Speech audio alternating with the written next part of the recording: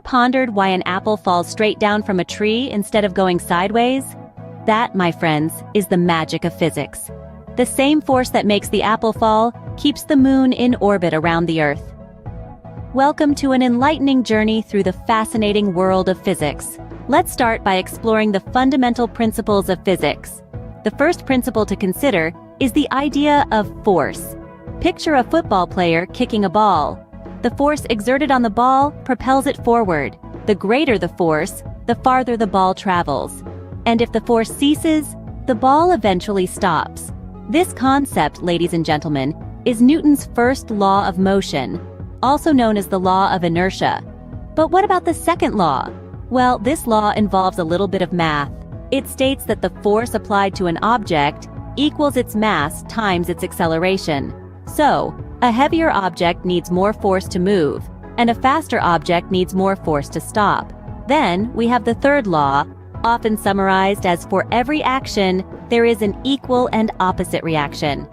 Imagine jumping off a small boat. As you jump forward, the boat moves backward. That's Newton's third law in action. Now, let's dive into the concept of energy. Energy, in the simplest terms, is the ability to do work.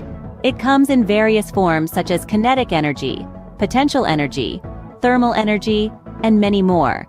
A fascinating fact about energy is that it cannot be created or destroyed, only transferred or transformed. This is known as the law of conservation of energy. What about gravity? That mysterious force that keeps our feet on the ground and the Earth in orbit around the sun. Gravity is a force of attraction that exists between any two masses. The greater the mass, the greater the gravitational pull. And then, there's the speed of light. Nothing in the universe, according to our current understanding, can travel faster than light. It zips along at a mind-boggling speed of approximately 300,000 kilometers per second. This fundamental constant underpins much of modern physics, including Einstein's famous equation E=mc². To summarize, physics is all around us, governing the world in which we live.